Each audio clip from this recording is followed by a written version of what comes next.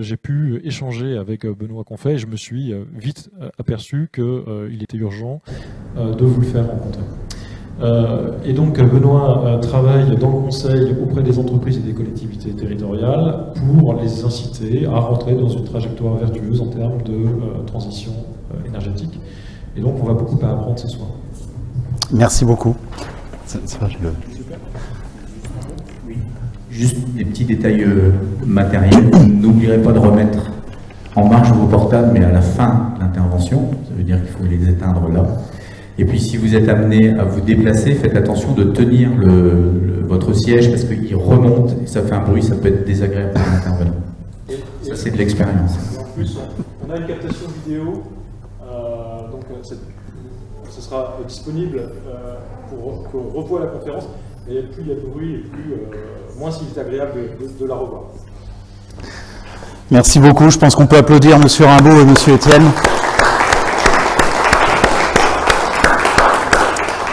Bonsoir à toutes et à tous. Merci beaucoup de votre présence. Merci à la mairie de Saint-Dizier, à la ville de nous avoir permis d'être ici ce soir avec vous.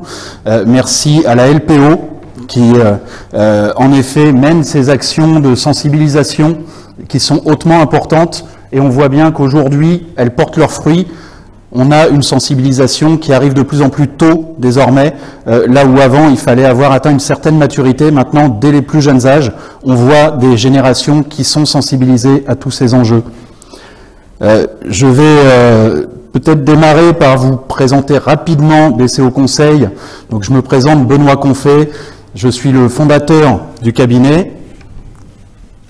Et ce cabinet donc, qui est dédié à la stratégie en général, mais plus précisément à la stratégie énergétique sur les territoires et pour les entreprises.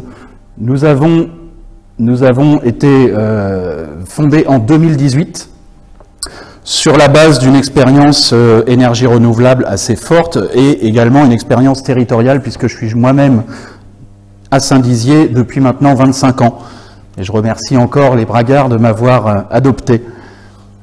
Ce cabinet donc est indépendant, ce cabinet est situé à Saint-Dizier, à la pépinière d'entreprise, au cœur même de la vie locale, ce qui ne nous empêche pas d'avoir un rayonnement national et international, vous le verrez un peu plus tard.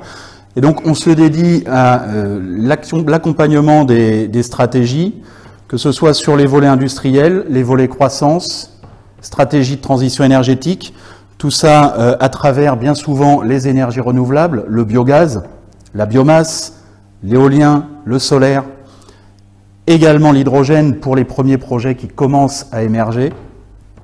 Et enfin, on fait ça avec des valeurs qui sont assises, c'est-à-dire on se réfère systématiquement aux valeurs réglementaires.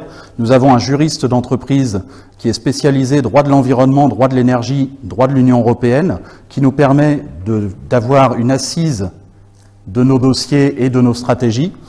Et nous avons le travail de marketing et communication qui, lui, est réalisé également en interne pour pouvoir communiquer sur les solutions qui sont mises en place, pouvoir les valoriser, puisque au sein de l'entreprise comme au sein des territoires, souvent les choses sont très bien faites, mais ça ne se sait pas.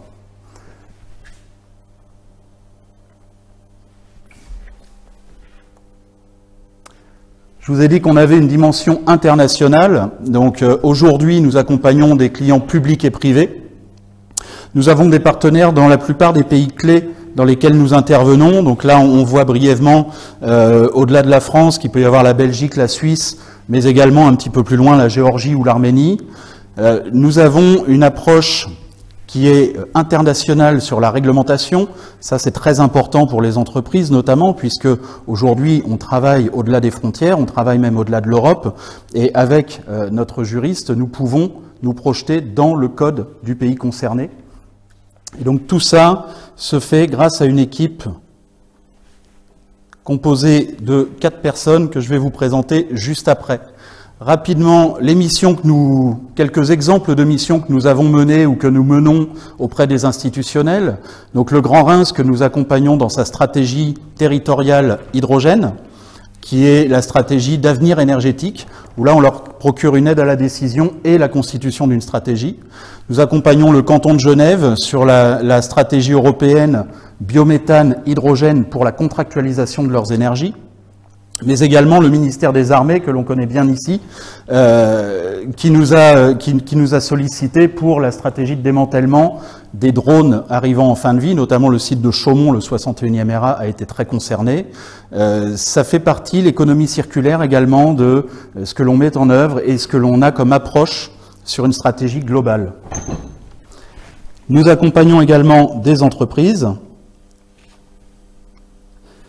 Donc quelques entreprises que l'on a accompagnées dans le Grand Est.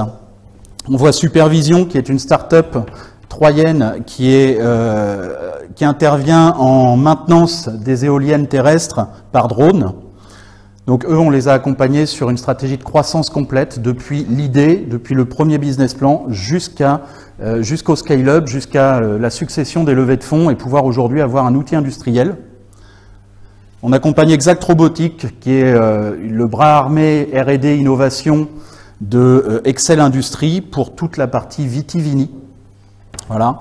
Et on accompagne Cristal Union, par exemple, sur le biogaz et la décarbonation en général. Donc là, on a une stratégie de groupe à échelle européenne qui nous permet d'envisager tout un tas de solutions, que ce soit des solutions en propre sur site ou des solutions externalisées. Donc ça vous montre un petit peu que BCO Conseil aujourd'hui, après 4 ans d'existence à Saint-Dizier, est capable de se projeter grâce aussi à l'outil dont on dispose ici, à travers le développement économique de la ville, à travers les infrastructures, les soutiens que l'on trouve au niveau de la CCI ou ailleurs, nous permet de nous projeter non seulement sur la région, mais aussi bien au-delà. Je vous ai dit qu'on était 4 pour faire ce travail. J'ai fondé le cabinet en 2018 et sont venus très rapidement me rejoindre Marjolaine Ratier, notre directrice générale qui est ici présente, ainsi que le reste de l'équipe, Jean Cochet, le juriste en droit de l'énergie, et Mathieu, qui lui intervient sur la partie numérique informatique pour développer au sein de nos clients des solutions qui soient également sur mesure. J'en ai fini pour la présentation de BCO Conseil. On va maintenant pouvoir aborder les sujets qui nous intéressent ce soir. Alors, ça a été très bien dit en introduction, on ne peut pas être plus dans l'actualité qu'aujourd'hui, malheureusement. C'est quelque chose qui est sous-tendu depuis de nombreuses années. Déjà, les conférences à Tokyo ou autres 2009-2011 avaient posé le pas sur tout ce qui allait pouvoir arriver. On voit les rapports du GIEC depuis une trentaine d'années maintenant qui nous alertent sur tout ça. Maintenant, on a un double contexte qui est la transition énergétique d'un côté, la crise de l'autre, et tout ça vient se percuter. Et il ne faudrait pas que l'un remette en question l'autre. Avant toute chose, on a une entreprise qui nous a expliqué la semaine dernière, par exemple, que malgré toute leur bonne volonté, ils avaient fait des avancées, ils avaient réussi à sortir d'une partie du fossile en allant vers le gaz, et qu'avec les risques de pénurie de gaz actuels, ils rebasculaient dès maintenant vers le fioul. Ça, c'est une remise en question de la stratégie de transition énergétique qui ne peut être acceptée que temporairement. On ne peut pas accepter qu'au nom d'une crise, on vienne balayer des années et des années de travail. La deuxième chose qui nous réunit ce soir, c'est le constat à mener sur la consommation. On va y revenir un petit peu plus tard, mais on voit bien, et on a entendu Madame Borne à l'université du MEDEF être très claire sur cette question. Le plan de sobriété est une des clés pour demain pouvoir s'affranchir d'une partie des problématiques. Donc comment gérer la crise des énergies fait le lien avec tout ça. Quelles opportunités également on va pouvoir trouver, parce qu'on n'en est pas à la première crise. Vous avez connu 2008 la crise bancaire, la crise de l'immobilier, vous avez connu plus récemment la crise sanitaire. Des crises, il y en a toujours eu, et les plus anciens d'entre nous nous diront qu'ils en ont traversé souvent des très difficiles. On sait bien également qu'à chaque crise, il peut y avoir des opportunités. Ça ne va pas forcément être évident, ça ne va pas forcément être simple, mais on peut trouver des leviers de valoriser la crise. Comment intégrer la sobriété dans le management de l'entreprise? Et également, on vous a dit qu'on vous annoncerait des solutions concrètes, quelles actions à mener dans l'entreprise dès lundi matin pour que vous puissiez assurer la transition énergétique et la sortie de crise en parallèle. Alors avant toute chose, je vais vous poser une question, je vais vous faire un petit peu un petit peu participer. Moi, je voudrais savoir, à main levée, comme ça, qui parmi vous sait ou a des notions de comment aborder cette crise énergétique et la transition énergétique dans son entreprise. Est-ce qu'il y en a qui ici, là, dans l'assistance ce soir, se disent « Moi, j'ai une notion, je sais à peu près comment je vais faire ». Bon, bah, je crois qu'on a fini le vote. Je vous remercie. et ça, c'est un petit peu l'enjeu, en fait. On va développer sur 4 points. On va partir du contexte. On va aller vers le constat. On va regarder les implications pour les dirigeants et comment gérer le passage à l'action. Aujourd'hui, le premier des enjeux, c'est comment vais-je m'attaquer à cette problématique. On voit bien que ce n'est pas quelque chose de naturel, ce n'est pas quelque chose de simple. Et pourquoi ? Tout d'abord à cause du contexte. Le contexte qui a évolué fortement ces derniers temps. On vous a mis quelques coupures de presse. Le but n'est pas d'être anxiogène, hein. Mais on voit bien, avec la courbe du prix de l'électricité qui est à droite, qu'il y a 12 mois, on était à 83 € du mégawattheure, on a dépassé les 1100 € il y a quelques jours. On voit bien que Madame Borne demande aux entreprises un plan de sobriété énergétique, qu'il y a des énergies trop chères avec des entreprises qui arrêtent de produire. On est malheureusement aussi concerné à Saint-Dizier avec la fermeture de l'espace aquatique. Et on n'est encore pas touché par les pénuries de gaz qui peuvent venir s'ajouter à tout ça. Et le risque de pénurie aujourd'hui est un risque réel. Alors, il y a quand même une note d'espoir, hein, dans tout ça. On a glissé aussi que 150 chefs d'entreprise avaient choisi ce moment-là justement pour adopter 10 propositions. Voilà, c'est aussi ça qui fait la différence entre vous, entre les entreprises, pour pouvoir être capable demain de traverser tout ça de la bonne manière. Alors, le contexte, il est assez simple en fait. Il se résume en 3 points. Un contexte politique, un contexte microéconomique et un contexte macroéconomique. Sur le contexte politique, aujourd'hui, on a un engagement fort au niveau du gouvernement, on a un engagement fort au niveau de l'Union européenne. On a vu depuis le début de la guerre en Ukraine plusieurs fois 27 voix s'unir pour prendre des décisions. Ceux qui ont une petite expérience de l'Europe savent très bien que ça ne s'est pas toujours passé comme ça, loin de là, et que généralement ça demande beaucoup plus de temps. Aujourd'hui, on arrive à avoir en 48 heures sur réunion du Conseil des 27, le plan REPowerEU qui émerge début mars, avec une remise en question complète du plan initial qui était sur 2040 pour le ramener à 2030. Donc une prise de conscience de l'urgence et une prise de conscience de la capacité aussi à répondre à cette urgence. On voit que ce contexte politique, lui, il va exiger quelque chose du côté des collectivités. Les collectivités, parce qu'on dit transition énergétique des entreprises, mais ce soir, on a la chance d'avoir dans la salle des représentants de collectivités. Ils ont un rôle à jouer. Et ce rôle, il est multifacette. Mais on va rien vous apprendre de nouveau, en fait. On ne va pas vous sortir ce soir une formule magique. On va juste essayer de pointer les opportunités, les capacités de chacun pour pouvoir faire avancer tout ça. La collectivité, sur le contexte politique, elle doit assurer une certaine pédagogie. Elle doit assurer la sensibilisation. C'est-à-dire que vous voyez tout un tas de dispositifs qui sortent.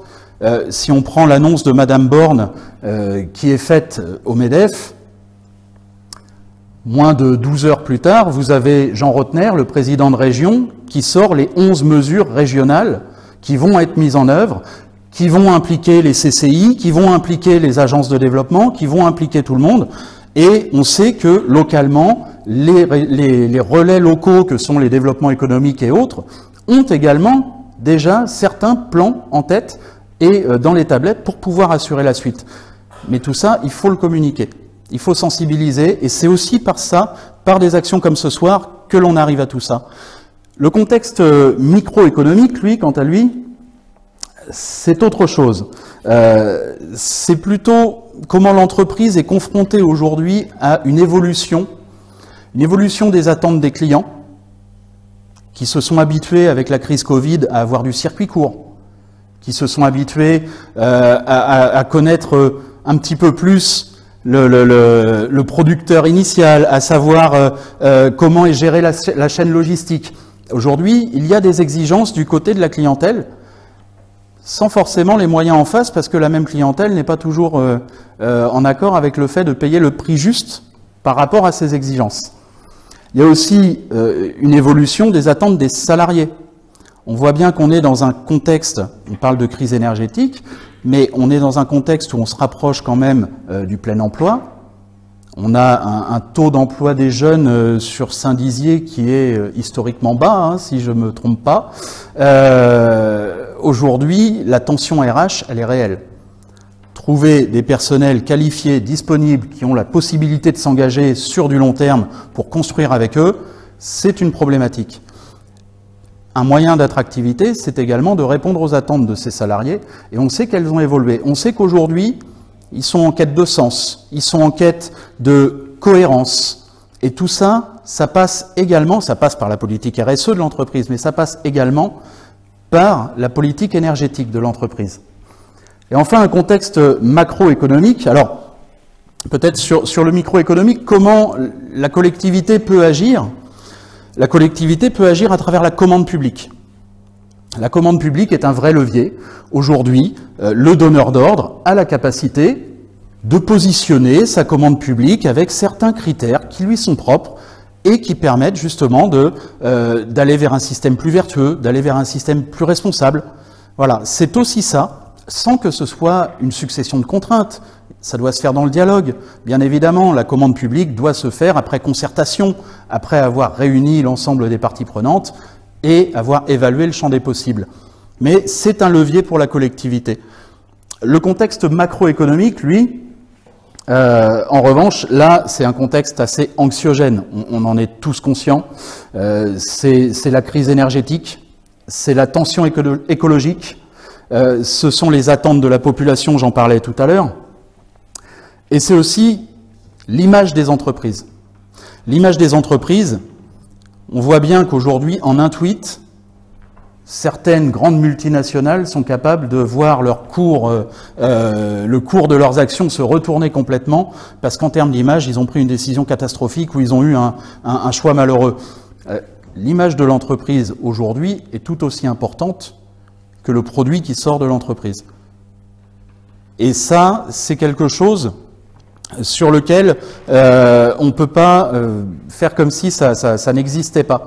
Il y a un problème global de marketing-communication, je le disais tout à l'heure, c'est quand vous faites les choses bien, est-ce que les gens le savent? Et ça, c'est tout aussi important que le reste. Faire les choses bien, c'est bien, mais il faut savoir le dire. Alors, on disait comment les collectivités aussi peuvent agir sur le contexte macroéconomique. Et bien là, en revanche, c'est plutôt par le recensement, l'écoute, le recensement des bonnes pratiques, le recensement des choses qui se passent bien, aussi le recensement des besoins, parce qu'il y a des attentes dans les entreprises. Il y a des choses, des fois, des initiatives qui demandent peut-être un peu de synergie territoriale, et c'est pas forcément l'entreprise en elle-même qui a les moyens d'aller taper à la porte de ses voisins pour pouvoir trouver les synergies à mettre en œuvre. Donc c'est aussi la collectivité qui peut assurer ce type de relais. Donc voilà pour la partie collectivité, la partie contextuelle. On va en arriver au constat. Le constat, lui, il n'est pas forcément surprenant. En fait, on a, au sein d'une entreprise, on a trois valeurs principales qui sont prises en compte par les dirigeants. Tout ce qui va concerner le marché, la production, la rentabilité, la productivité, le commerce, la vente, ainsi de suite, les fournisseurs, le sourcing, tout ça, c'est la tête de pont, c'est ce qui fait que l'entreprise peut exister, peut se développer, peut créer de la valeur, et donc embaucher et agir sur le contexte économique territorial. Donc c'est généralement la première marche du podium. Tout ce qui concerne le marché, c'est ce qui est en prise en considération maximum par les chefs d'entreprise. La deuxième chose, ça va être la RSE. La RSE, aujourd'hui, rares sont les entreprises qui n'ont pas une politique RSE engagée et engageante. On sait très bien que maintenant, le poids des syndicats peut-être diminue quelquefois dans certaines branches historiques, mais on a un dialogue réel au sein des entreprises, on a une prise en compte des salariés, on a une prise en compte des besoins et des attentes de chacun, et on a une politique responsable au niveau des entreprises. Et bien souvent, ça signifie quoi, le fait d'avoir ces deux premières marches qui sont déjà occupées par ces deux postes vitaux? C'est tout simplement que la transition énergétique arrive après. Et ça, on peut le reprocher à personne. On peut le reprocher à personne, pourquoi? On vous l'a écrit là-haut, ce sujet, jusqu'à présent jugé non prioritaire, il est fixé à horizon 2035 en moyenne dans les entreprises que l'on retrouve en Grand Est. Cet horizon 2035, il n'est pas sorti de nulle part. Ce ne sont pas les dirigeants qui ont dit « moi, je vais prendre 15 ans pour pouvoir faire ma transition énergétique ». C'est juste que quand vous regardez les plans nationaux, internationaux qui ont été mis en place, la plupart du temps, on vous parle de 2030, 2040, 2050. Et donc, on ne peut pas reprocher à l'entreprise de ne pas avoir une politique plus volontariste de 15 ans par rapport à la moyenne des politiques nationales. Donc, si la transition énergétique arrive à cette place-là, c'est aussi pour ça, c'est aussi que c'est une déclinaison de ce qui se fait dans les grands plans qui ont été annoncés. Alors cette transition énergétique, on va en parler pour savoir quels sont les objectifs demandés à l'entreprise. Mais d'abord, de quoi parle-t-on quand on parle de transition énergétique? On parle de modification profonde, structurelle, des modes de production et de consommation. Modification profonde. On ne peut pas faire uniquement une coloration de ce qui s'est fait depuis des années, parce qu'aujourd'hui, le monde des énergies a pris une place prépondérante dans la gestion de l'entreprise.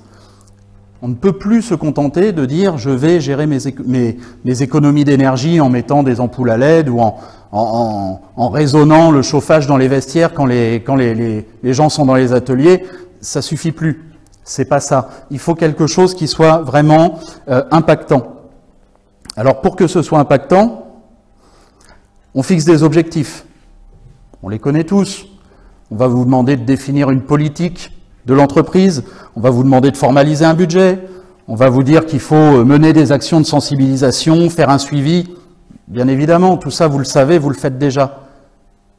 Le contrôle de gestion, vous l'appliquez aux énergies, c'est pas quelque chose qui aujourd'hui est révolutionnaire pour vous. En revanche, là où il peut y avoir quelque chose d'intéressant, c'est à ne pas raisonner sa transition énergétique comme un poste à part entière, mais à diluer la transition énergétique dans l'ensemble des postes de l'entreprise. Tout comme aujourd'hui, la sécurité au travail est devenue l'affaire de tous, la transition énergétique peut suivre le même chemin. Et si ça n'est plus la responsabilité d'une personne au sein de l'entité, mais que ça devient la responsabilité de chacun, si ce budget est réparti entre l'ensemble des branches de l'entreprise, on se rend compte que ces leviers-là donnent beaucoup plus d'efficacité parce que chacun se bat à son niveau.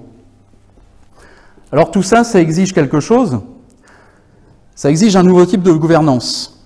C'est-à-dire que on n'a plus le temps, aujourd'hui, d'attendre. On n'a pas de boule de cristal sur les énergies, on ne sait pas ce que ça va être dans 6 mois, dans 1 an, dans 3 ans. Et on n'a plus le temps d'attendre, d'avoir le recul nécessaire pour prendre des décisions. Alors ça ne veut pas dire qu'il faut se jeter à corps perdu et prendre une décision à la va-vite. Ça veut dire qu'il faut peut-être décider différemment. Il faut anticiper, mais aussi positionner une gradation des décisions selon un certain nombre de jalons déclencheurs. Vous avez fait votre plan de transition énergétique, c'est très bien. Vous avez commencé à le mettre en œuvre, vous l'avez budgétisé. En plus, la finance publique et privée a accepté de vous accompagner, tant mieux. Sauf que le contexte, lui, il a évolué. Est-ce que, à ce moment-là, on a l'agilité nécessaire pour pouvoir remettre en cause une partie des investissements, peut-être en accélérer certains, en retarder d'autres, peut-être les réorienter. Et ça exige un dialogue conséquent avec ses partenaires, mais ça exige surtout une vraie capacité à décider.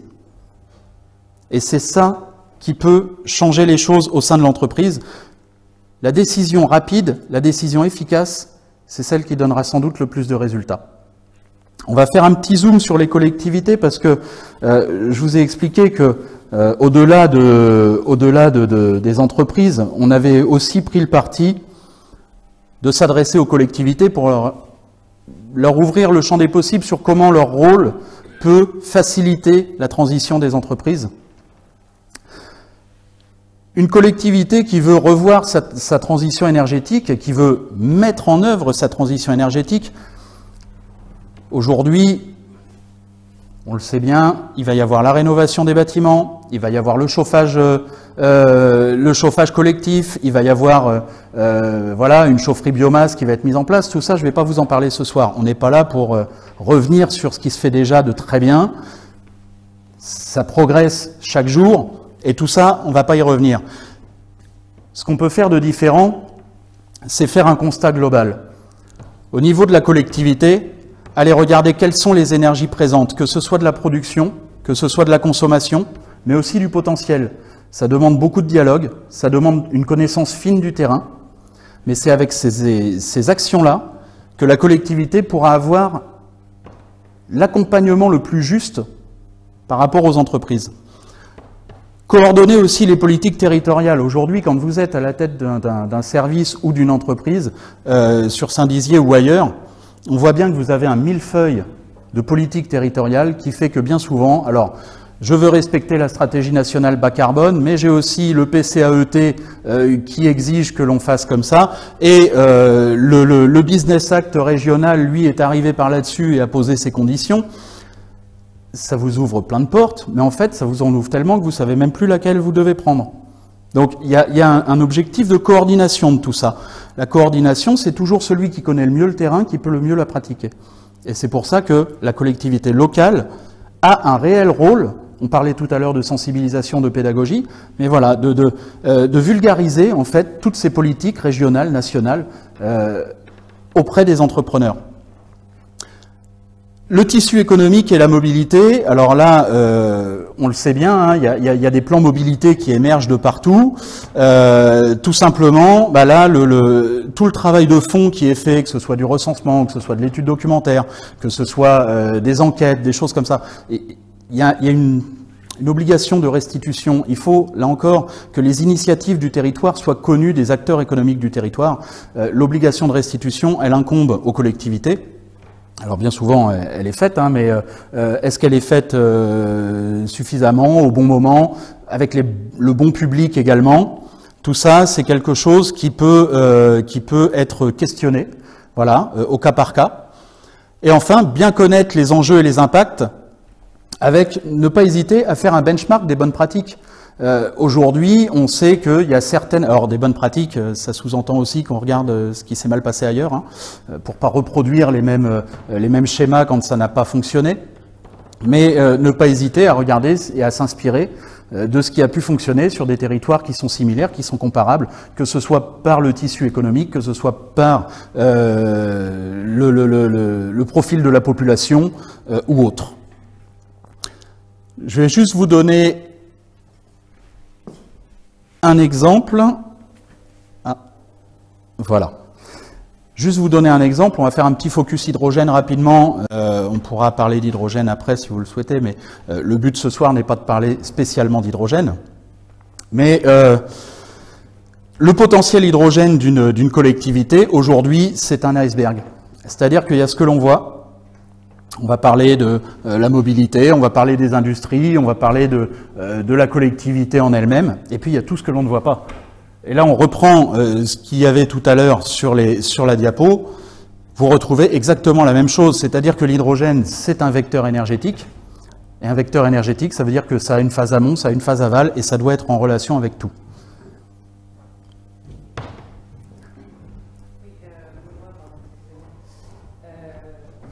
Peut-être qu'avant de passer au prochain sujet, passer un petit temps sur le constat, puisqu'on accueille ce soir le MEDEF Haute-Marne, et que nous, on a une vision terrain du fait de nos enquêtes, on a des statistiques sur le sentiment du chef d'entreprise vis-à-vis de la transition énergétique, et on sait que vous avez votre ressenti régional, tout secteur d'industrie, aussi des statistiques nationales, et on voulait savoir, confronter un peu, je crois que c'est le slide d'avant, voilà, que tu pourras peut-être commenter, Benoît. Et on voulait mettre ces chiffres en perspective avec les vôtres et savoir surtout comment vos membres perçoivent ce sujet, si c'est un vrai sujet pour eux, un sujet d'actualité, un sujet brûlant, si c'est un sujet accessoire, comment ils vivent cette crise actuelle et ce qu'ils attendent de vous en la matière. Bonsoir, merci. Merci beaucoup en tout cas à Benoît Confé et à Marjolaine ce soir de nous donner la parole en tant que MEDEF, parce que ça nous permet effectivement de pouvoir exprimer la voix des dirigeants de Haute-Marne, et pas seulement. À savoir que depuis très peu de temps, donc depuis l'annonce d'Elisabeth Borne à la rêve d'été du MEDEF cette année, les dirigeants ont pris conscience que le sujet devenait vraiment brûlant, qu'il devenait important et urgent. Auparavant, c'est vrai que en termes de transition énergétique, comme Benoît l'expliquait très bien, c'était horizon 2035. Donc pour eux, en tant que particuliers, ils savaient qu'il fallait faire des choses, mettre en place d'autres choses, mais ils n'ont pas forcément la solution. Ils ont simplement la problématique. Et puis donc avec l'annonce d'Elisabeth Borne le 29 et 30 août, à Paris, à l'hippodrome de Longchamp, nous avons eu au niveau national, régional et départemental des dirigeants qui ont été catastrophés de voir qu'on leur demande du jour au lendemain de faire des économies dingues, alors qu'aujourd'hui, tous les mois, ils font un chèque, ils sortent de l'argent parce que l'énergie coûte à peu près en moyenne 40% plus cher que l'année dernière. Aujourd'hui, on ne vient pas leur donner autre chose en échange, on leur dit qu'il faut faire des efforts supplémentaires. On leur demande constamment des efforts supplémentaires à nos chefs d'entreprise. Sauf que les chefs d'entreprise ne peuvent pas être la solution à tout. On l'a déjà vu pendant la crise du Covid. Cette crise sanitaire, on a demandé beaucoup d'efforts à nos chefs d'entreprise. Ils en ont fait énormément. On leur demande maintenant, en urgence, de changer toutes leurs méthodes, qu'ils ont depuis, pour certains, des centaines d'années. Comment faire pour changer du jour au lendemain des méthodes de production, que ce soit dans l'industrie, avec l'UIMM, au comité local des banques, pour l'électricité qu'ils utilisent dans toutes les agences bancaires et agences d'assurance, que ce soit au niveau de la FFB, donc tout ce qui touche au BTP, c'est pareil, ils ont des gros problèmes. Constamment, on leur demande des efforts. Donc là maintenant, on vient de leur donner les textes. Ils sont au courant des textes, ils savent qu'ils doivent tout appliquer en urgence, mais ils n'ont pas les solutions. Combien de temps on va leur demander encore à nos chefs d'entreprise de faire des efforts et de diminuer leur marge, de diminuer leur chiffre d'affaires? Est-ce qu'on va continuer à leur demander d'arrêter des lignes de production? C'est pas possible. Ils sont déjà en train de faire face à un problème de recrutement national. Nous approchons du plein emploi. Nous n'avons plus de chômeurs en France, à part ceux qui sont très très loin de l'emploi. Oui. On a des problématiques de tout genre qui naissent tous les mois et auxquelles on demande à nos chefs d'entreprise de faire des efforts. Alors les efforts, ils les font. Mais il y a un moment où on ne va pas non plus les déshabiller complètement. Nos dirigeants ont besoin de leurs salariés, les salariés ont besoin de leurs dirigeants. Et les dirigeants ont beau être les meilleurs du monde, pour certains d'entre eux, hein, pas tous, mais évidemment, mais ils ont beau avoir la meilleure volonté du monde, ils ne peuvent pas faire de la magie. Donc, demander aux Français dirigeants d'arrêter d'utiliser de l'électricité, du gaz, du charbon, du pétrole, du gasoil, et puis demain, ils tournent avec quoi en fait? Ils vont remplir les lignes de production avec de l'eau? Je ne crois pas. Donc, il serait peut-être temps qu'on leur donne des solutions au lieu de leur poser des problématiques constamment, je crois. Et c'est ce qui nous remonte. Eh ben merci beaucoup de nous partager ce qui remonte justement au sein du MEDEF de Haute-Marne. Et en effet, je pense qu'au-delà du MEDEF Haute-Marne, on peut considérer assez facilement que c'est le constat que l'on va retrouver dans tous les territoires et au niveau national. Aujourd'hui, si on prend cette diapositive comme support pour cette question, c'est pas anodin. On demande beaucoup d'efforts dans l'urgence, alors que les efforts avaient déjà pour la plupart été planifiés. Planifiés par rapport à une politique qui n'était pas celle qui était la politique de l'urgence. Si vous regardez aujourd'hui l'état d'avancement de la transition énergétique dans les entreprises, on se rend compte que pour 70%, voire un peu plus des entreprises, elle n'était pas commencée. Il y en a pour qui, il y en a une petite dizaine de pourcents pour qui c'était effectif, il y en a une petite vingtaine de pourcents pour qui en plus c'était mesuré via un label, mais grosso modo 70% c'était pas débuté. En revanche, dès 2025, on se rend compte que les chiffres s'inversent. Et là, vous n'avez plus que 27% pour qui ça ne sera pas entamé. Donc, on voit bien que la volonté des entreprises était déjà là et que la volonté des chefs d'entreprise était déjà d'aller vers la transition énergétique. La difficulté, et vous le soulignez fort bien, c'est l'urgence. L'urgence, elle demande de la réactivité, elle demande un plan d'action, mais elle demande aussi un accompagnement. L'accompagnement, a priori, j'en parlais tout à l'heure, Jean Rotner a communiqué là-dessus, il va y avoir, avec les chambres consulaires, avec les syndicats interprofessionnels, il va y avoir la mise en place de pré-diagnostics, il va y avoir des choses qui vont permettre également, on a entendu là une annonce aujourd'hui de Monsieur le maire disant qu'il allait y avoir un accompagnement un peu plus large sur les entreprises qui sont confrontées à une explosion de leur facture énergétique. Est-ce que ce sera suffisant? On peut raisonnablement penser que non. Est-ce que ça concernera tout le monde? C'est certain que non. Là où nous, BCO Conseil, ce que l'on peut apporter aujourd'hui comme réponse à ça, c'est l'électrochoc. Qu'est-ce que l'on fait lundi matin? Prenons un cas. Vous êtes une entreprise de production manufacturière. Vous êtes habitué à gérer vos stocks, vous êtes habitué à gérer vos flux, vous êtes habitué à gérer votre productivité. Vous êtes habitué à le gérer par rapport au marché, par rapport au carnet de commandes, par rapport à votre force de vente. Est-ce que demain, dès lundi, on ne peut pas commencer à regarder comment gérer la productivité et les stocks en fonction aussi du coût des énergies? Est-ce que quand on est affilié à l'UIMM, que l'on sait qu'il y a une annualisation possible du temps de travail, que l'on sait que on peut éventuellement se faire financer le stock quand on est dans les bonnes conditions par rapport à son financeur, est-ce qu'on n'a pas intérêt, tant qu'on est sûr qu'on n'a pas la pénurie de gaz, tant qu'on est sûr qu'on a encore un contrat énergétique à tarif contenu, intérêt à gonfler ses stocks, à augmenter sa productivité dès maintenant, pour pouvoir passer les périodes les plus difficiles qui s'annoncent cet hiver quand on va couper le gaz à certaines entreprises plusieurs heures dans la journée. Voilà, ça c'est quelque chose que l'on peut mettre en place dès lundi matin. C'est une réponse. C'est pas une réponse suffisante et exhaustive, bien évidemment, mais c'est une réponse opérationnelle, immédiate, et c'est ça qui compte le plus, sans doute, c'est d'être dans le bon tempo pour pouvoir apporter dès maintenant quelque chose, une amorce de solution qui permettra aux chefs d'entreprise de se projeter. Bien évidemment, ce ne sera pas suffisant pour pouvoir sauver les entreprises à long terme, c'est absolument pas ça le propos.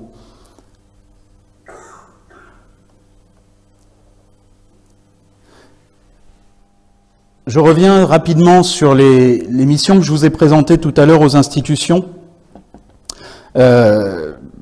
Pourquoi? Parce que le rôle de la collectivité, on en a parlé tout à l'heure, il est très important. Aujourd'hui, ces trois institutions, pour deux d'entre elles, sont des collectivités locales. Le Grand Reims, le canton de Genève, accompagnent au quotidien les industriels, les commerces de leur territoire, les maraîchers, les agriculteurs, tout le monde. Quand les services industriels de Genève nous contactent pour, dès 2020, trouver des solutions d'importation d'énergie au niveau de l'Union européenne pour leur canton, c'est de l'anticipation.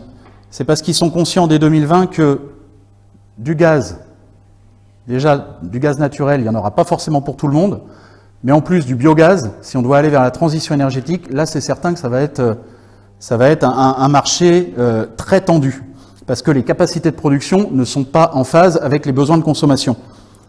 L'anticipation de ce territoire permet d'envisager une transition énergétique gazière à horizon 2026.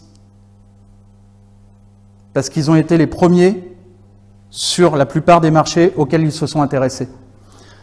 Quand le Grand Reims s'intéresse dès 2022 à une stratégie hydrogène, pour ceux qui connaissent un petit peu la communauté urbaine du Grand Reims, on sait bien que ce n'est pas une lubie, on sait bien que ce n'est pas une volonté de communication parce qu'il y aurait un courant hydrogène qui s'annonce au niveau national, c'est pas ça du tout. C'est pas ça du tout. C'est qu'en fait, le Grand Reims a une volonté d'autonomie énergétique du territoire. L'hydrogène est un vecteur. Le Grand Reims est producteur d'hydrogène potentiel à travers la production renouvelable qu'il y a aujourd'hui, que ce soit les panneaux photovoltaïques, que ce soit la biomasse. Il y a énormément de solutions. Et surtout, souhaite pouvoir autonomiser son territoire. Et là, on peut même sortir un petit peu des énergies. L'hydrogène, il faut savoir quand même que ça reste une molécule qui est utilisée énormément en chimie. Et à partir d'hydrogène renouvelable, on peut faire de l'ammoniac renouvelable. Et l'ammoniac renouvelable, c'est la porte d'entrée vers les engrais renouvelables. Ça, c'est une crise qui s'annonce aussi au niveau agricole. Des engrais, il n'y en aura pas pour tout le monde. Ça a déjà commencé. Et en plus, quand on voit la courbe des prix, on sait très bien que même ceux qui pourront en avoir, ça va leur être préjudiciable de les acheter à ce prix-là. Donc, les réflexions des collectivités ont un impact sur la pérennité des activités économiques. Ça, c'est une évidence. Nous, ce que l'on constate à travers ces missions-là, c'est que les territoires qui saisissent des questions le plus tôt ont généralement le plus de choix dans leurs réponses. Alors, on va passer à la partie passer à l'action, parce qu'on est sur le constat, on est sur le contexte. Les problématiques entrepreneuriales, le but quand même de la réunion de ce soir, c'est d'avoir des solutions concrètes. Avant de passer à cette partie-là, je vais refaire un petit vote. J'aurai peut-être un peu plus de succès que sur le premier. Je voudrais juste savoir si dans l'assistance, si dans la salle ce soir, il y a des gens qui sont en charge de la transition énergétique dans leur entité, que ce soit une collectivité ou une entreprise. S'il y a des personnes ce soir qui...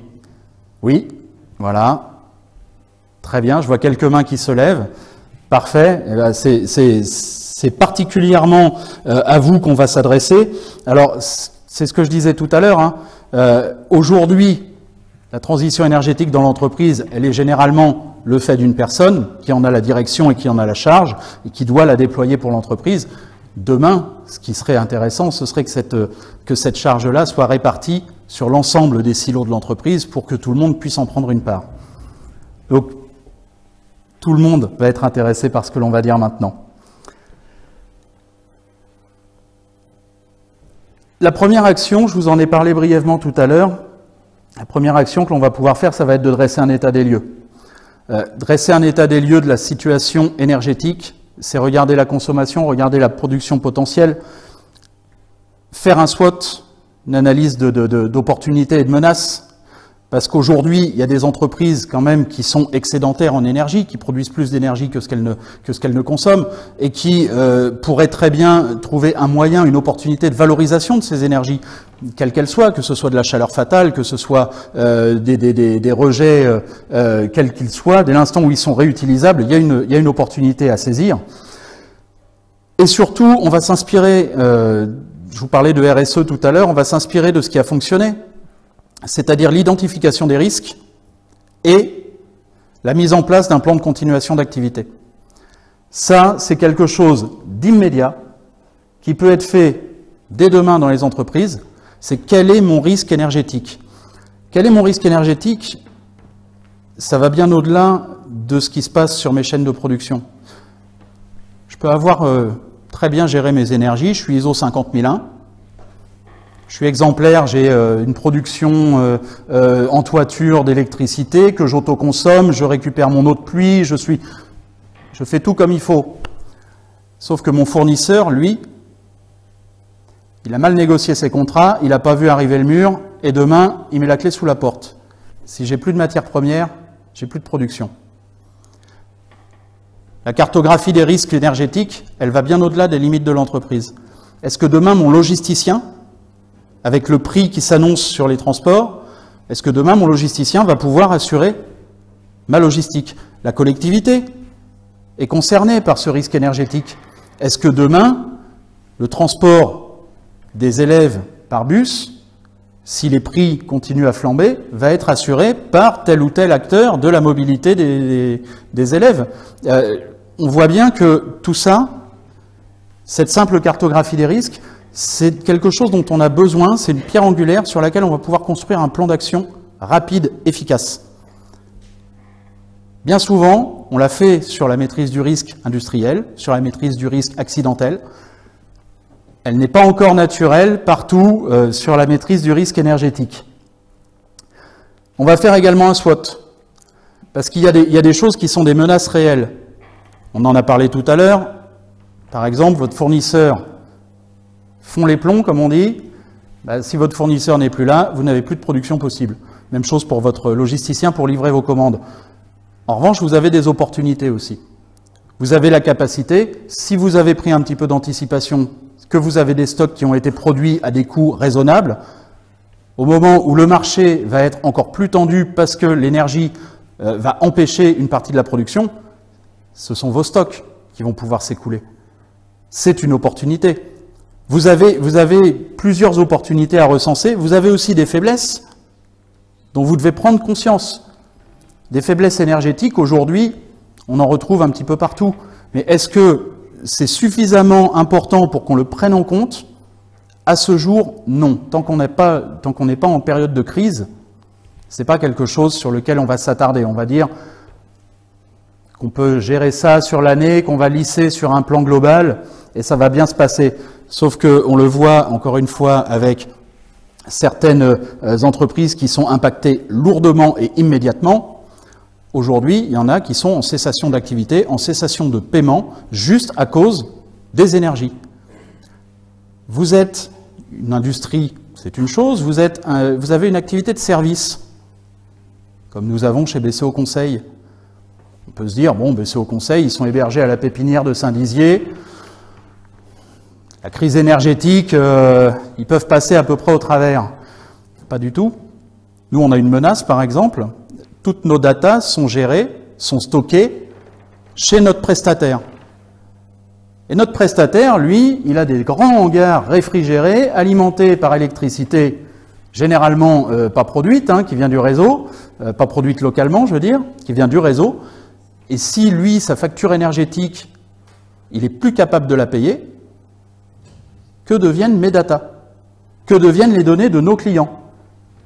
Même chose pour un cabinet d'avocats, pour un cabinet d'experts comptables, pour tous ceux qui vont travailler dans l'assurance. Aujourd'hui, cette menace est-elle mesurée au sein de l'entreprise? Quel est le poids de la menace de la data qui viendrait à ne plus être accessible à cause de, c'est rien, OVH par exemple, qui dirait, moi, vous savez quoi, aujourd'hui, je ne peux plus refroidir mes serveurs. Voilà, donc ça, c'est une cartographie à mettre en place. C'est quelque chose qui va demander une prise de conscience. Ensuite, il y aura des actions, bien évidemment, à mener pour pouvoir contrer ces menaces, ou en tout cas diminuer le plus fortement possible le risque d'impact, parce qu'on ne va pas pouvoir s'affranchir complètement de ces menaces-là. Mais en effet, par peut-être un audit de vos fournisseurs, peut-être la mise en place dans les appels d'offres que vous passez de certaines clauses où on va demander de justifier au niveau du sous-traitant ou au niveau du fournisseur d'une certaine solidité énergétique, jusqu'à quand dure son contrat, quel est son type d'approvisionnement, est-ce qu'il est autoproducteur de ses énergies, ainsi de suite. C'est aussi avec tout ça, pour en arriver à signer des chartes, mais les chartes, on sait malheureusement qu'elles n'ont pas forcément le poids de la contrainte. En revanche, à travers l'achat, à travers les exemples que l'on vient de donner, on sait qu'on peut avoir des résultats immédiats. Et c'est aussi ainsi que vous pourrez protéger votre activité. Alors, je disais dans les actions, on va aussi bien évidemment consulter toutes les parties prenantes. C'est-à-dire qu'au sein de l'entreprise, on va avoir les dirigeants, on va avoir les collaborateurs, on va avoir les syndicats, ça c'est une évidence. Le dialogue social fait partie du dialogue énergétique. Enfin, le dialogue énergétique fait partie du dialogue social. Mais n'oublions pas les communautés locales, n'oublions pas les pouvoirs publics, les clients, les fournisseurs, les actionnaires. Les actionnaires sont quand même ceux qui vont demain peut-être avoir pour mission de permettre à l'entreprise, par un complément de leur part, par un engagement plus fort de leur part, permettre à l'entreprise de passer un point dur. Impliquons-les dès maintenant, n'attendons pas, mettons-les au fait de la situation. Et plus le dialogue sera étroit et plus la situation sera claire pour l'actionnaire, plus ce sera facile demain d'avoir une décision de sa part. On ne peut pas préjuger de la décision, mais on aura une décision. Pour la partie client-fournisseur, c'est ce que l'on disait tout à l'heure, si vous n'êtes pas au fait du risque chez vos fournisseurs, c'est un risque accru pour vous. Vous ne pouvez pas assumer toute la chaîne. Après, on va dans les actions également, devoir à un moment se fixer une ambition et des objectifs raisonnables. Alors une ambition et des objectifs raisonnables, là je vais sortir un petit peu de la période de crise. Je vais revenir à l'essence de cette conférence qui est la transition énergétique dans les entreprises, parce que, encore une fois, le but c'est quand même d'aller vers la transition énergétique. On ne va pas être défaitiste et fataliste. Hein. La crise, on sait qu'elle va être compliquée à gérer, mais on en a vu d'autres, hein, comme on dit. Aujourd'hui, on doit se fixer une ambition et des objectifs réalisables. Ça, c'est la première des choses. C'est fidéliser. On parlait de la RH. On entendait que il y a le plein emploi. Aujourd'hui, fidéliser sa RH, c'est important. C'est conserver le savoir-faire, c'est conserver l'expérience, c'est pouvoir construire pour l'avenir. C'est s'affranchir aussi de toutes les problématiques de recrutement qu'il pourrait y avoir pour compenser la RH qui viendrait à manquer. Positionner la transition énergétique dans les valeurs de l'entreprise. On le disait tout à l'heure, la transition énergétique par tous et pour tous, c'est aussi ça. Plus il y aura une adhésion au sein de l'entreprise, et tout à l'heure j'entendais avec plaisir que la STEF met en place une étude biodiversité. Voilà, ça c'est quelque chose, c'est aller au-delà de l'énergie, c'est aller vers l'écologie. C'est quelque chose que l'on entend en effet chez plusieurs industriels aujourd'hui, de dire je suis responsable non seulement de tout ce qui concerne mon activité, mais aussi de ce qui concerne mon environnement. Et cette prise de conscience-là, cette volonté-là, c'est ça qui va pouvoir permettre de faire encore quelques pas de plus. Donc le but c'est quoi? C'est d'avoir aussi des gains de part de marché. On parle de valoriser la transition énergétique. Valoriser la transition énergétique, il faut savoir que c'est aussi des fois privatiser certains marchés. Plus vous allez être vertueux, plus vous allez avoir des critères que les autres n'ont pas, plus vous allez pouvoir justifier de la transition énergétique dans votre activité, excusez-moi, mais plus vous allez faire passer les autres pour des ringards. Et il y a un moment, le donneur d'ordre, il va se dire, bon, ok, lui, il a tel prix et telle caractéristique, mais lui, il a ça en plus. Et là, ça joue beaucoup pour certains qui font très attention à leur image, pour certains donneurs d'ordre qui sont très attentifs à la qualité de toute la chaîne de production et de ravitaillement. C'est très important d'avoir la bonne connaissance du profil transition énergétique de son fournisseur. Donc, ces objectifs, il faut que ce soit des objectifs SMART. Il faut que ce soit des objectifs simples, mesurables, accessibles, réalistes et temporels. Temporels parce qu'on le disait tout à l'heure, si vous dites 2035, aujourd'hui, ça a une portée mesurée. Si vous commencez à dire, comme on a vu sur le graphique, la plupart des dirigeants quand même de PME aujourd'hui ont la volonté dès 2025 d'avoir mis quelque chose en œuvre, il faut le dire. Il ne faut pas dire que vous aurez fini en 2035, il faut dire que vous commencez dès maintenant. C'est aussi ça. Donc, ces objectifs SMART qui viendront être complétés par une évaluation des opportunités. L'évaluation des opportunités, elle a deux facettes principales. La première, la concurrence. On en a parlé brièvement. Aujourd'hui, la transition énergétique, c'est un moyen de vous démarquer. C'est un moyen de vous valoriser par rapport à la concurrence. Il faut déjà aussi bien savoir ce que fait la concurrence en la matière. Est-ce que vraiment, sur ces critères-là, vous avez une bonne connaissance de votre concurrence. À vérifier. Et les synergies. Les synergies, aujourd'hui, on le voit, on a encore, pas plus tard que cette semaine, on a, dans le cadre d'une stratégie locale énergétique, on a interviewé un transporteur qui nous dit « Moi, je suis un petit peu seul face à ma transition énergétique parce que je suis dans un village isolé avec mes autocars. Bon, je dois me débrouiller un peu tout seul. Je ne suis pas un grand groupe, j'ai une vingtaine d'autocars. Pour passer à l'hydrogène ou passer au bio-GNV ou quoi que ce soit, ça ne se fait pas comme ça. » Et au fil de la discussion, on découvre que de l'autre côté de la route, il a un transporteur logistique avec 60 camions. Et là, d'un seul coup, on se dit, tiens, il y a peut-être un écosystème. Et plus on a creusé, et plus on a trouvé qu'avec une synergie locale, là où ce dirigeant se sentait isolé, se sentait le poids complet sur ses épaules, finalement, il avait la possibilité, en mutualisant, en travaillant sur une synergie locale, de peut-être diffuser tout ça à l'échelle d'un écosystème et peut-être justement baisser le poids qui lui reviendrait à lui. Vous n'êtes pas Atlas. Vous n'avez pas à tout supporter par vous-même. Vous avez des voisins, vous avez une collectivité autour de vous, vous avez des services, des chambres consulaires, des services institutionnels qui sont là. Appuyez-vous aussi sur eux. Vous le faites déjà beaucoup sur plein de sujets, mais sur la transition énergétique, c'est la même chose. C'est la même chose. Donc, les synergies, c'est aussi un vrai levier pour réduire la facture, pour réduire le poids, pour accélérer les choses. Et donc, savoir s'entourer, ça vient un petit peu en complément, mais c'est un peu ce que j'ai dit juste avant. Ce sont vos fédérations, vos associations, c'est l'ADEME, c'est la CCI, c'est les agglos, c'est les syndicats. Voilà, ça, on va pas y revenir. Je pense que tout le monde a maintenant une bonne vision de tout ça.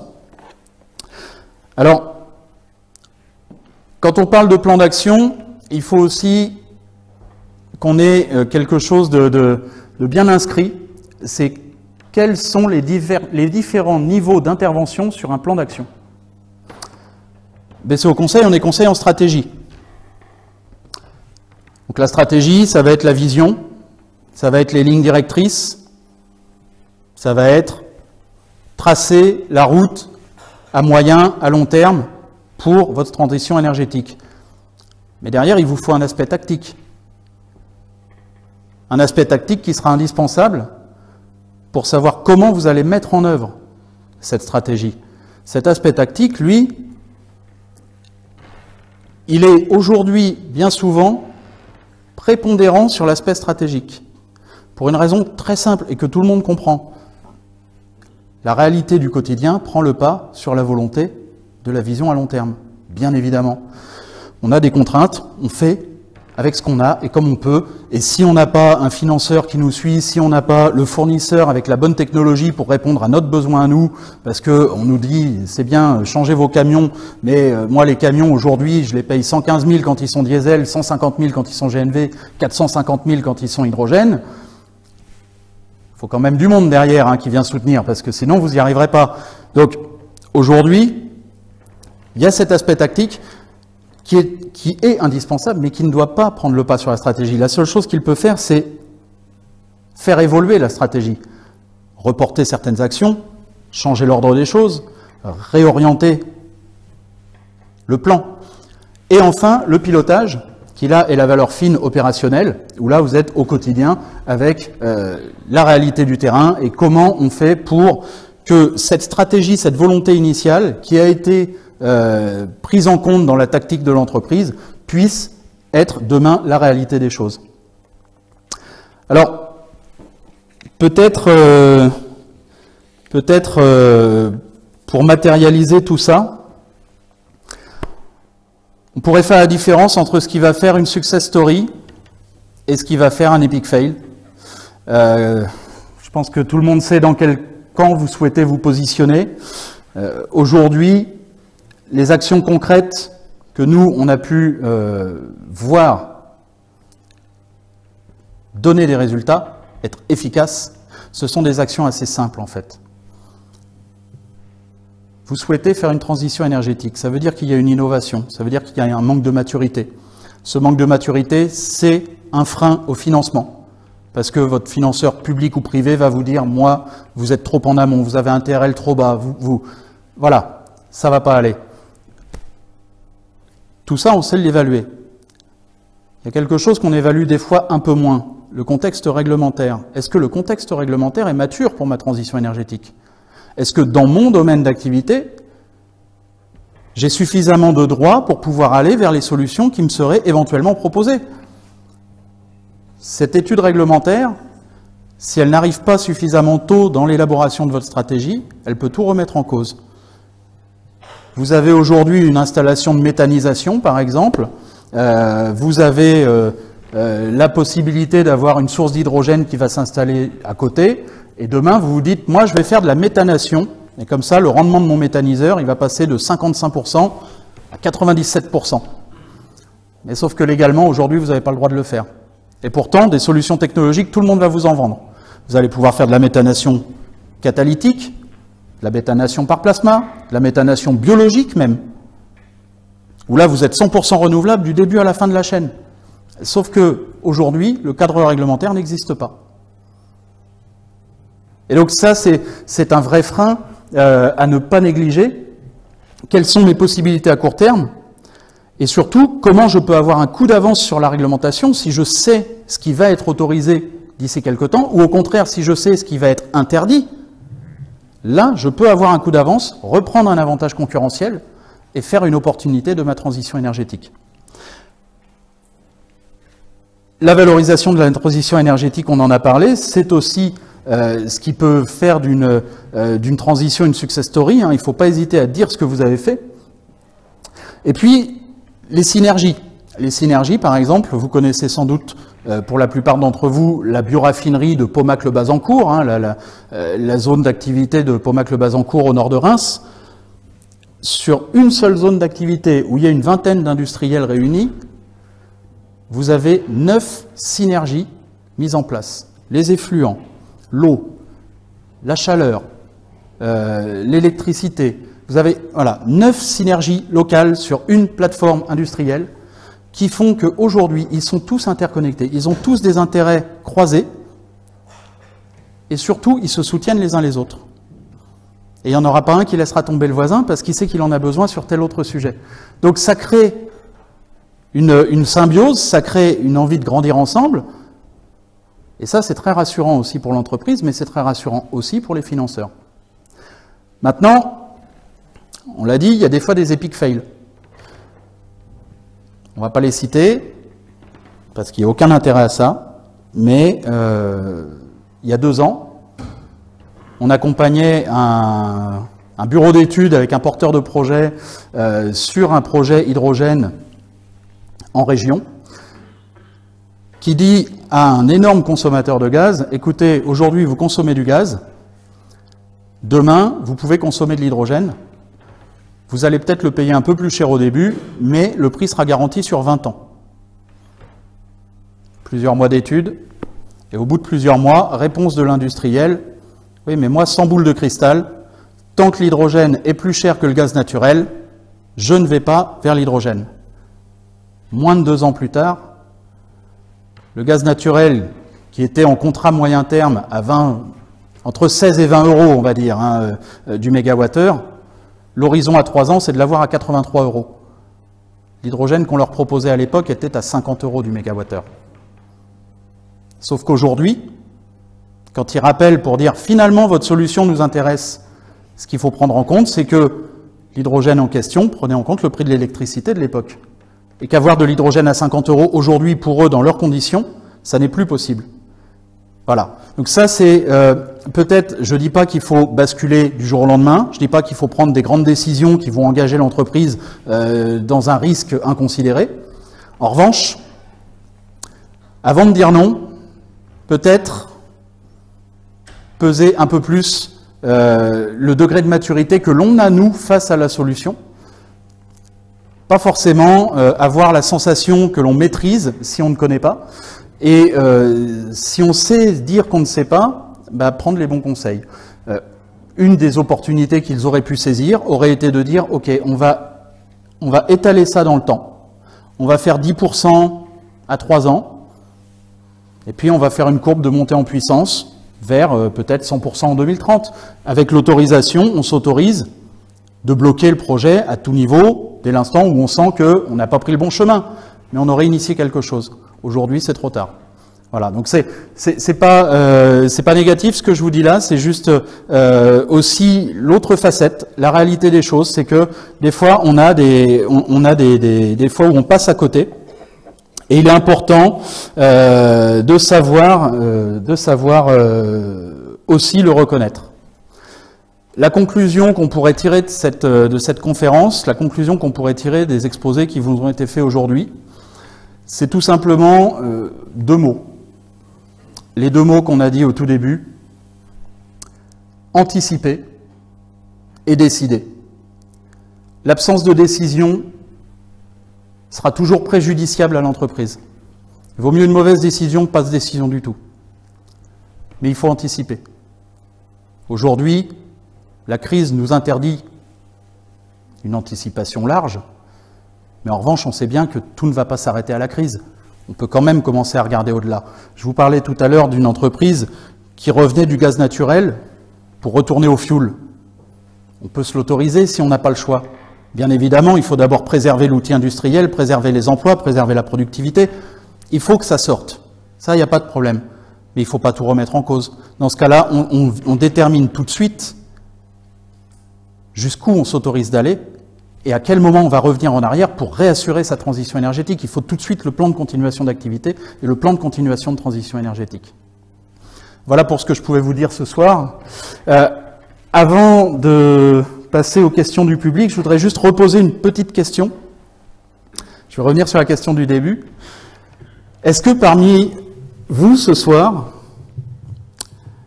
peuvent lever la main celles ou ceux qui ont l'impression de savoir par où ils vont prendre la transition énergétique dans leur entreprise?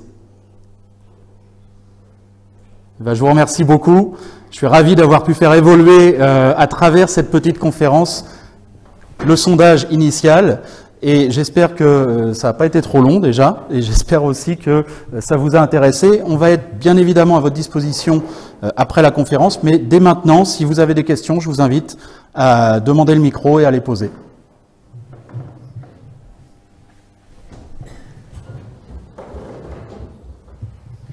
Bonsoir, merci Benoît pour cette conférence qui était très intéressante. Je me présente, je suis Laure, Chambre de commerce et d'industrie, je représente le service Haute-Marne Expansion, donc en lien avec les industries, nous les accompagnons tout au cours de leur vie. Juste plusieurs points, donc merci d'avoir rappelé que Elisabeth Borne avait été intervenue, que Jean Rotner était intervenu également, qu'il avait mis en première ligne les CCI. Donc juste rappeler que nous avons un service de développement durable qui est très à propos par rapport à ce sujet, qui accompagne aussi bien les entreprises sur la partie diagnostic, sur la partie effectivement mise en efficience de solutions jusqu'à l'éco-conception aussi par exemple.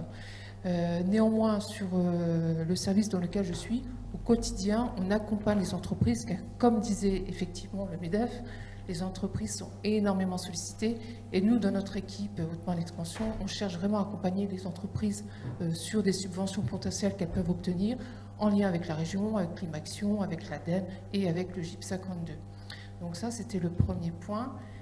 Second point, j'ai pris quelques notes, excusez-moi, je les reprends. Par rapport au stock, tout à l'heure, effectivement, c'est une bonne idée de pouvoir faire un maximum de stock pour l'instant. Par contre, les entreprises, elles ont une autre problématique, comme l'a dit également le MEDEF, en plus des ressources humaines, qui est également la disponibilité des matières premières. Aujourd'hui, on a des entreprises sur Saint-Dizier, mais pas que, hein, bien sûr, qui veulent bien produire, mais sauf qu'aujourd'hui, elles ne savent pas la semaine prochaine ce qu'elles vont faire, parce qu'elles ne vont pas savoir ce qu'elles ont dans leur conteneur. Donc, produire dans ces conditions, c'est compliqué. Et pour finir, je fais part aussi pour votre réseau. N'hésitez pas, si vous entendez une entreprise qui a un début de difficulté, enfin je m'adresse en particulier aux chefs d'entreprise, N'hésitez pas à contacter la Chambre de commerce. Nous avons un super service, entre autres avec Véronique Milly, qui accompagne les entreprises tout au début, et justement pour prémunir et pour faire face à toutes les contraintes des entreprises. Voilà, c'était juste un complément d'information. Merci Benoît. Merci beaucoup Laure, merci et bravo à la CCI pour le travail qui est mené. C'est vrai que enfin, vous le savez tous et toutes, c'est important au quotidien de savoir que sa chambre consulaire est là. En effet, la sécurisation des fournisseurs, la sécurisation des matières premières, c'est exactement ça le message aussi qu'on veut faire passer ce soir. Sécurisez vos énergies, parce que demain, ce qui pourra vous faire le plus défaut, ça va pas forcément être le prix. Parce que si le marché devait exploser, c'est tout le monde sera au même prix, il faudra bien que ça se vende. En revanche, ce qui pourra vous faire défaut, c'est l'absence d'alimentation en énergie. Si vous vous retrouvez avec un contrat de gaz qui n'est pas sécurisé et que demain vous n'avez plus de gaz parce qu'il n'y en a pas assez pour tout le monde, dans ce cas-là, vous êtes sûr que là, il n'y aura pas de solution, vous ne pourrez pas produire. Donc, c'est vraiment le message, c'est la sécurisation, c'est le fait que... Et la transition énergétique permet ça. Pourquoi j'insiste là-dessus? On le voit bien, la plupart des contrats énergétiques de transition sont des contrats à 15 ou 20 ans. Alors, en plus, n'oublions pas une chose, je parlais d'études réglementaires, le contexte réglementaire a évolué. Ceux qui ont fait faire des études, par exemple, pour mettre du photovoltaïque sur leur toiture, en 2017, en 2018, on peut se dire c'était hier, c'est encore valable. Non. Non, pour une raison très simple, c'est que fin 2019, on vous a autorisé l'autoconsommation. L'autoconsommation, quand on vous a fait votre étude photovoltaïque en 2017 ou 2018, ça n'existait pas. C'était interdit, c'était illégal. Et aujourd'hui, vous y avez droit. Avec un prix des énergies qui explose, avec une autoconsommation qui est autorisée, vous n'avez plus les mêmes conditions. Si vous avez de la biomasse, si vous avez du photovoltaïque disponible ou des choses comme ça, je vous invite quand même à repenser certains sujets qui ont pu être traités il y a 4-5 ans sous ce nouveau regard. Et encore une fois, les contrats ENR, biomasse, solaire, éolien, ainsi de suite, hydrogène, sont des contrats à 20 ans. Donc, on parle de sécurisation des énergies, bien sûr que vous n'allez peut-être pas basculer 100% ENR, mais si vous arrivez à trouver un équilibre avec vos partenaires, vos actionnaires, vos financeurs et ainsi de suite, si vous arrivez à trouver un équilibre où peut-être 25% de vos énergies seraient sécurisées à un tarif qui aujourd'hui serait un peu plus onéreux, puisque les énergies renouvelables sont un peu plus chères en moyenne au début, il faut vous dire que ces 25%-là n'évolueront pas sur 20 ans. Donc, ça peut être ça aussi le message à faire passer à vos financeurs, de dire, moi, oui, je vous demande un effort aujourd'hui sur la trésor, sur l'investissement, sur tout ça, mais j'ai une réponse derrière qui est, je sécurise un quart de mes énergies sur 20 ans. Voilà. Donc c'est vraiment, et je remercie Laure parce que cet aspect sécurisation, voilà, c'est très important. Et encore une fois, n'hésitez pas, tournez-vous vers la CCI, c'est vraiment le bon interlocuteur. D'autres questions, monsieur ?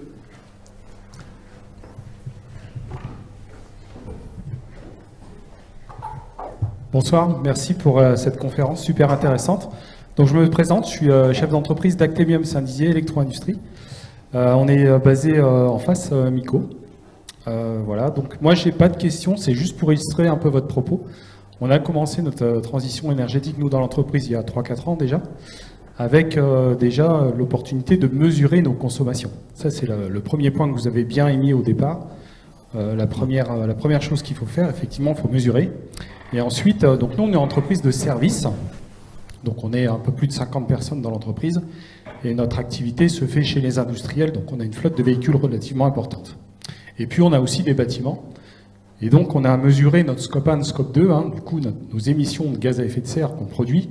Et donc il se trouve qu'un quart de nos émissions sont émis par nos bâtiments et 3/4 par nos véhicules qui vont sur le chantier du coup. Et donc on a initié avec, donc là je vais illustrer l'écosystème avec Johan Caillot qui est directeur de MICO. En fait on va aller chercher de l'eau chaude qui produit pour son process pour pouvoir alimenter des packs. Donc là actuellement on a encore une chaudière à gaz pour alimenter notre chauffage. Et donc là d'ici fin d'année on aura nos packs, donc nos pompes à chaleur qui vont produire de la chaleur donc à base d'électricité bien sûr. Et du coup, on va réchauffer l'eau avec le process de chez MICO. Voilà. C'est juste pour illustrer un petit peu un propos. Donc ça se fait sur Saint-Dizier, donc voilà. Et puis il y a bien d'autres choses encore qui vont être faites, justement avec Steph, qui est à côté de moi. Voilà, on est en train de construire notre écosystème.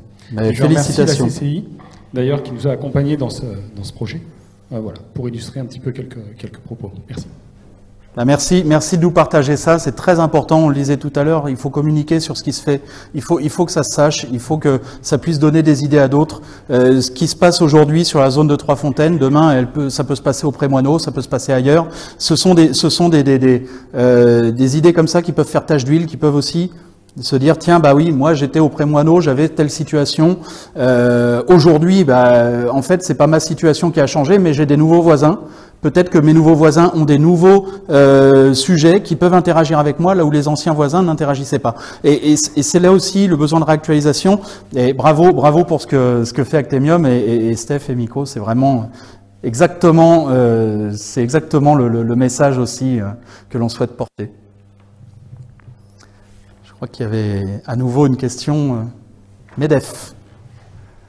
Ce qui est rassurant, hein, le MEDEF engagé sur la question de la transition des entreprises. Effectivement, comme le disait Monsieur Prin, on est sur le secteur de Saint-Dizier assez engagé. Et puis, donc du coup, je voulais juste ajouter une chose. Effectivement, Madame Chartier, on ne peut que engager nos chefs d'entreprise à se diriger vers la CCI, puisque vous êtes d'une grande aide pour eux.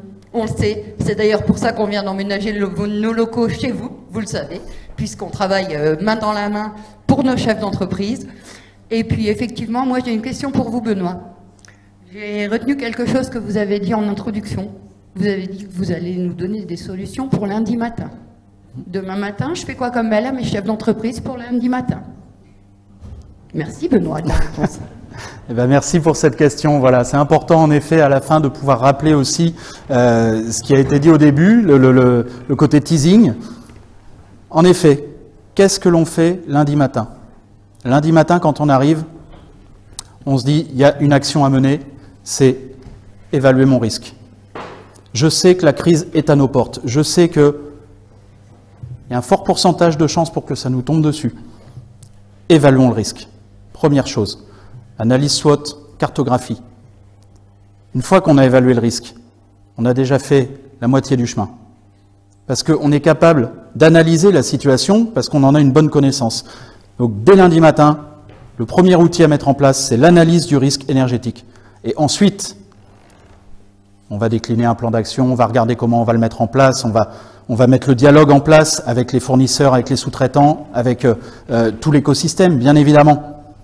Mais d'abord, prendre conscience de la situation, bien regarder en face la situation telle qu'elle est et telle qu'elle se présente dans les 3 mois qui viennent. On parle de ça avant fin 2022. Hein. La crise énergétique, elle est là et elle va en frapper certains. Elle en frappe déjà. Encore une fois, on le sait tous, on ne va pas à la piscine ce soir, c'est pas pour rien. Voilà, c'est parce qu'on vient vous voir la conférence, bien évidemment. Mais c'est vrai. Mais en tout cas, voilà, c'est une réalité, elle est là. Et donc la première chose lundi matin, c'est j'évalue mon risque. Oui. Oui. Bonsoir. Juste avant la question, je voulais juste vous préciser une chose. On vous retient un petit peu, mais vous allez voir que ça va pas être non plus... ça va pas être non plus juste une contrainte. On vous remercie de rester et d'ailleurs on vous a prévu un petit verre de l'amitié juste après dans les locaux de la mairie. Donc on vous conviera à nous suivre jusqu'à la mairie pour partager un petit verre ensemble juste après. Voilà, je vous en prie monsieur. Bonsoir à tous, donc David Fage, directeur du site API Tech à Saint-Dizier, donc fraîchement arrivé en terre bragarde. J'avais une question. Alors effectivement, on voit les enjeux énergétiques devenir de plus en plus préoccupant. N'avez-vous pas peur que le législateur, le politique, soit sur ce coup trop réactif? On a vu les dernières déclarations du gouvernement, et donc du coup vienne imposer des actions à des entreprises qui, même si elles le souhaitaient, s'orienter vers une transition énergétique personnalisée, on va dire un peu plus adaptée en fonction de ses forces, de ses faiblesses, qu'elles soient du coup imposées de mettre en place des dispositifs dont elles n'auraient pas besoin. Vous avez totalement raison, vous avez totalement raison. Alors, Apitech, voilà, bel exemple aussi hein, d'une situation très intéressante qui vient faire évoluer le tissu local, qui vient générer des nouvelles possibilités aussi. On parlait d'interaction, de voisinage industriel. Voilà, il faut souligner que des initiatives telles qu'Apitech permettent aussi de redynamiser et d'offrir de nouvelles opportunités. Aujourd'hui, ce que vous indiquez là, on nous le dit des fois, on nous dit, mais moi, on me demande, dans mon entreprise, de baisser mes émissions de CO2, par exemple, par rapport à une période de référence où j'étais déjà plus vertueux que la moyenne, où j'avais déjà mis en place des actions qui faisaient que j'émettais moins de CO2 que la moyenne de ma branche, et donc aujourd'hui je ne peux pas baisser sur la même courbe. Bien évidemment, on a des exemples comme ça, et là le plan de sobriété à 10% de réduction de la consommation d'énergie, si vous étiez déjà vertueux, c'est sûr que réduire de 10%, ça va être compliqué à production égale. Voilà. Là-dessus, nul doute que, et je pense que Laure pourra éventuellement dans les prochains jours et les prochaines semaines alimenter aussi tout ça, quand on en saura un petit peu plus sur comment le gouvernement souhaite mettre tout ça en place. Bien évidemment, tout ce qui va compter, c'est la période de référence. Un plan de sobriété de 10% de baisse de la consommation, tout dépend à quel moment et par rapport à quel référentiel on se situe. Est-ce que c'est la moyenne de la branche? Est-ce que c'est votre activité il y a 5 ans? Alors, Apitech n'existant pas il y a 5 ans à Saint-Dizier, c'est encore autre chose, c'est un autre sujet. Est-ce que ça peut être compensé par la preuve de pratiques vertueuses aussi? Voilà, ça c'est quelque chose qui mérite un dialogue, et je pense qu'il n'y a que dans le dialogue que ça peut se faire, le dialogue avec la Chambre consulaire, et voir comment, justement, l'État a prévu que ça se décline chez les industriels, branche par branche. Parce qu'on sait très bien, là encore, je parlais tout à l'heure des transports scolaires, on sait très bien que l'autocar de transport scolaire, sur la même ligne, que ce soit en septembre 2022 ou en février 2023, il ne va pas pouvoir faire 10% d'économie non plus. Voilà, il a déjà des formateurs éco-conduite au sein de son entreprise, tous les chauffeurs sont déjà sensibilisés, les autocars ont un FAP, sont Euro 5 ou Euro 6, sont bien entretenus et ainsi de suite.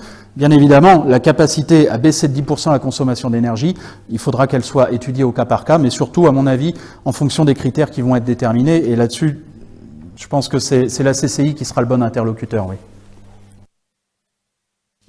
Madame. Merci pour vos propos, très intéressants. Et bon, je ne suis pas chef d'entreprise, donc j'ai un petit regard plutôt individualiste, mais je pense quand même que la sobriété énergétique, c'est quand même un secteur encore à creuser et améliorer. Il ne faut pas croire que c'est les petits gestes maintenant qui ne sont pas très importants par rapport à votre grande stratégie. Et je pense à l'éclairage urbain. Et il me semble que ce soir, il devait y avoir une conférence autour de l'éclairage urbain par quelqu'un qui vient de la communauté de Genève. Bon, je regrette d'ailleurs de ne pas avoir assisté à cette conférence, mais la vôtre est aussi de qualité. Merci. Donc, continuons quand même à mettre le paquet sur nos économies d'énergie. Ce matin, j'étais encore dans un magasin que je ne citerai pas, où il y avait quand même pléthore d'électricité, tout était éclairé plein pot, d'accord? Peut-être qu'on peut payer la facture, mais on prend de l'électricité peut-être à d'autres qui en auraient besoin. Voilà, donc ne négligeons pas les petites économies d'énergie. Et merci madame, merci à vous, et encore une fois, cette conférence, elle s'adresse à tout le monde, pas seulement aux dirigeants, pas seulement aux collectivités, parce que la transition énergétique, c'est l'affaire de tous, et c'est chacun qui va pouvoir, avec sa prise de conscience, avec son périmètre d'action, pouvoir contribuer. Moi je vous remercie, parce que ce que vous évoquez là, c'est sans doute le principe directeur, et à mon avis, monsieur Étienne, qui lui résonne en termes également de biodiversité, de choses comme ça, va abonder en ce sens. Le principe directeur de l'écologie, on peut même agrandir, on sort un peu de la transition énergétique, on va un peu plus loin, on va jusqu'à l'écologie. Pas politique, hein. On n'est pas là pour faire de la politique, hein. On est là pour faire du quotidien. Le principe fondateur, c'est le bon sens. Le bon sens. Ce que vous dites là, c'est du bon sens. Voilà, c'est j'ai un magasin, j'ai une maison, j'ai quoi que ce soit. Est-ce que j'ai besoin de consommer parce que je peux consommer, ou est-ce que je dois consommer uniquement quand j'ai besoin de consommer. Voilà, et je rationalise et je fais en fonction de mes possibilités. C'est-à-dire que si je peux consommer mieux, eh ben, j'essaye de consommer mieux. C'est exactement ce que vous faites passer comme message à travers votre question. Et vous voyez que toutes les actions sont importantes. C'est que sans votre question, on n'en parle pas forcément ce soir, parce qu'il y a tellement de sujets à aborder que forcément on ne va pas tout évoquer. Mais moi je vous remercie beaucoup, parce qu'en effet c'était important de le rappeler. Est-ce que ce ne serait pas le moment pour une conclusion rapide avant qu'on puisse aller partager le verre de l'amitié ? Monsieur Étienne. Juste pour répondre à madame, donc effectivement, il y avait une conférence qui était prévue. Voilà. Mais l'intervenant nous a promis de revenir à un autre moment dans l'année. Voilà. Oui, juste, oui. D'ailleurs, pardon, monsieur Étienne, mais oui, Eric Ashkar, donc qui en effet est ancien président de la Société d'astronomie de Genève, mais qui est surtout bragard, hein, qui est d'ici, qui est là pour le coup, lui, il est né ici, il est parti à Genève. Moi, je suis né ailleurs et je suis venu ici. En effet, sa conférence est hautement intéressante et j'invite tous et toutes, si Monsieur Ashkar vient refaire sa conférence à Saint-Dizier, à ne pas la rater, parce que cette notion de gestion de l'éclairage, de pollution lumineuse, est vraiment très instructive et elle fait le fruit. Elle est le fruit d'une longue réflexion et de longues années d'études par lui, par toute la Société d'astronomie, par d'autres scientifiques autour. C'est assis, c'est posé, on comprend bien que c'est pas, ce qu'ils disent est quelque chose vraiment à écouter. Voilà. Non, moi j'avais une dernière question. Je voulais savoir si un des freins, c'était pas le manque de visibilité sur des solutions qui seraient vraiment pérennes. Alors je le dis aussi à mon niveau, je ne suis pas chef d'entreprise. Et on voit bien aujourd'hui chez les particuliers, on a l'impression qu'on est tous un petit peu perdus, où on aimerait bien mettre en place des choses. On nous a conseillé des formules ou des dispositifs il y a quelques années qui s'avèrent aujourd'hui pas forcément très performants. Et est-ce que ça, c'est pas un frein aussi, où on a l'impression finalement que la vraie solution, celle qui pourrait effectivement faire gagner beaucoup d'efficacité énergétique, aujourd'hui, elle est peut-être pas sur la table, quoi. Tout à fait. La maturité technologique, c'est très important. On a parlé brièvement d'hydrogène ce soir. C'est ce qui fait défaut encore aujourd'hui sur certains aspects métiers ou usages de l'hydrogène. N'oublions pas que l'hydrogène, bien qu'il soit utilisé depuis très longtemps, il n'a pas nécessité de R&D.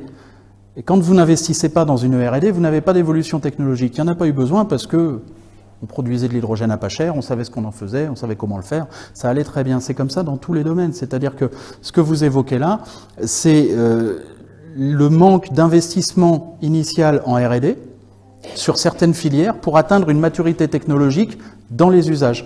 Et vous avez totalement raison. On a vu, par exemple, j'entendais parler donc tout à l'heure de pompes à chaleur.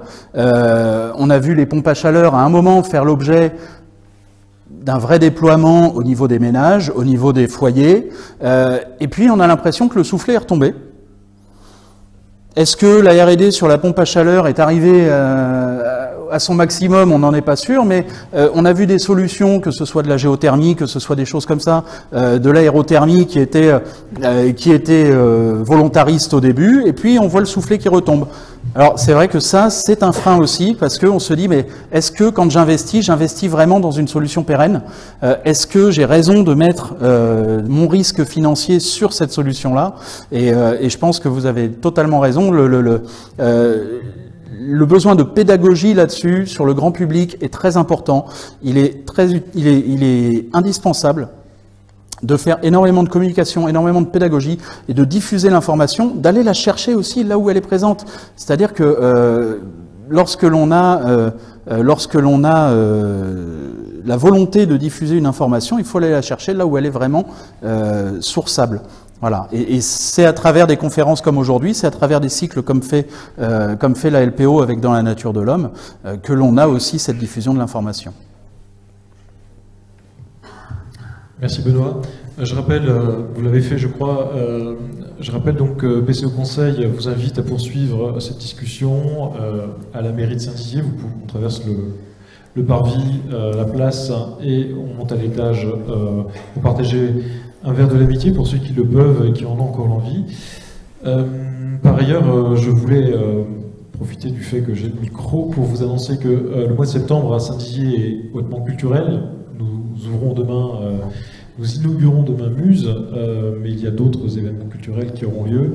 Il sera également environnemental, puisque à la fin du mois, on va s'impliquer dans la semaine du développement durable avec un certain nombre d'actions.